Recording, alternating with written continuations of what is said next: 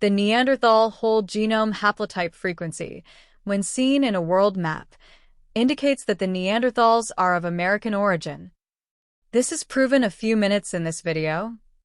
For now, we ask you to consider the highest frequencies in the world being very present and spread out in the Americas.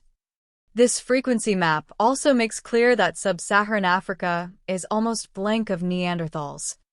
This is a very strong point in completely disproving the scientific consensus human history, but this is for another video.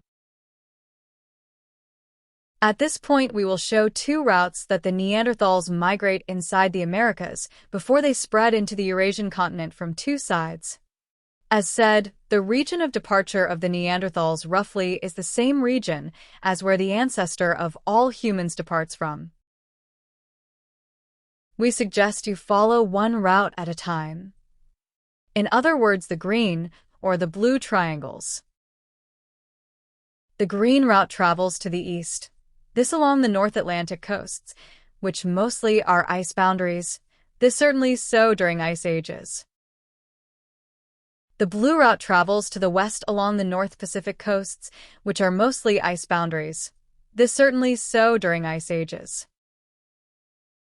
There also is a third route that migrates towards the location of the later Indus Valley culture. This third route will be shown in another video. The green route that crossed the Atlantic will land on the European Atlantic facades. These Atlantic Neanderthals represent the pre-Neanderthal and the early Neanderthal range. They are presented in red in the subwindow on the bottom of your screen. The blue route that crossed west on the northern and Arctic boundaries of Eurasia will land and will enter Siberia through or west of the Ob River, to next migrate into what we today know as the Neanderthal boundary.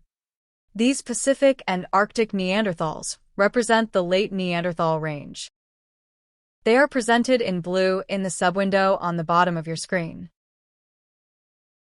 Roughly, the Neanderthals will migrate along two of the four routes that our Native American ancestors moved from the Americas to the rest of the world.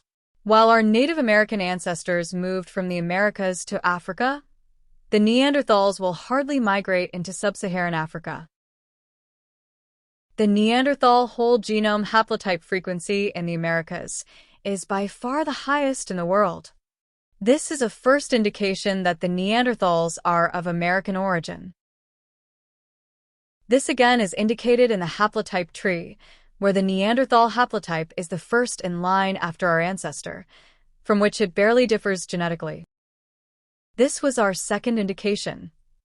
Further, although Neanderthals were morphologically distinct from modern humans, they were genetically nearly identical.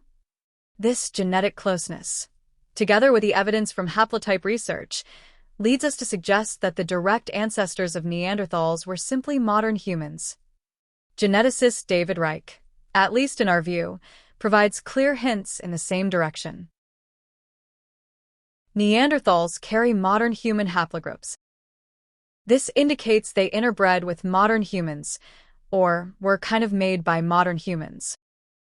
This by means of some kind of hybridization and/or interbreeding. Again, geneticist DavidReich, at least in our view, provides clear hints in the same direction. In other of our videos, you can find our evidence that out of Americans, amongst many other places, moved specifically into Israel. Exactly in Israel, there is evidence of modern humans that could have played a role in the making of the Neanderthals. That said, we have clear evidence that exactly these modern humans in Israel also were of American origin. In other words, both the modern humans and the Neanderthals both were of American origin. We have clear evidence that the making of the Neanderthal happened in South America. The same was the case with the Denisovans, except that the Denisovans moved through the Austronesian expansion from South America towards the Denisovan band, which is in Austronesia. Austronesia includes A. Maritime Southeast Asia and B. Oceania. Haplogroups can reconstruct the migration patterns and expansion of early humans and help to pinpoint the ancestors of all humans. In a former video, we illustrated and proved the above.